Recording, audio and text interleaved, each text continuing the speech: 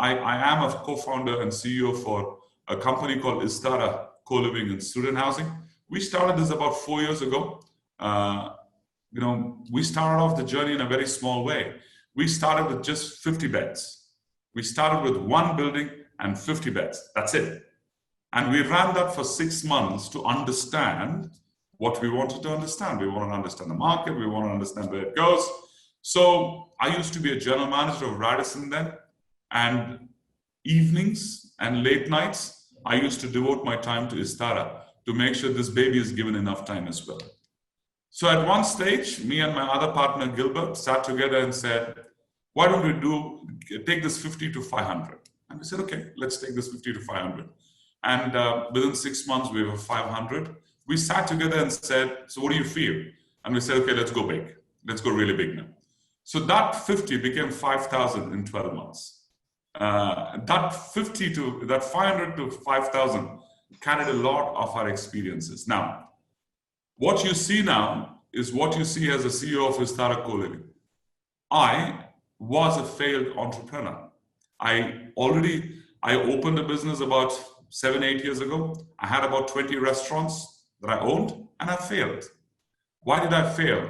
Great lessons that I learned. So, failure is just a learning curve in this huge journey of entrepreneurship. And you're seeing a living example here in front of you. So failure is not the end of the world. And I always tell young entrepreneurs that if you don't fail, you will not relish success. 100%.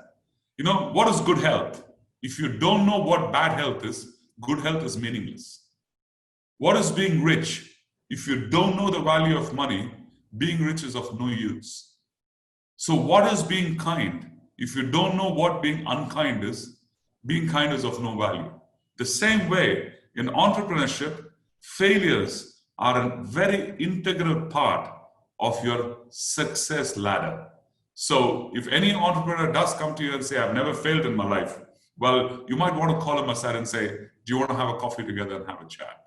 So resilience of entrepreneurs is always on a higher scale. We today sit back, me and my partner, we did the same business 8 years ago in a different industry. When we sit today, what we do is we put all those learnings of what we learned from our earlier failures so we don't go through the same journey today. And that to me is a very valuable lesson that has taught us over a period of time. IIHM International Institute of Hotel Management.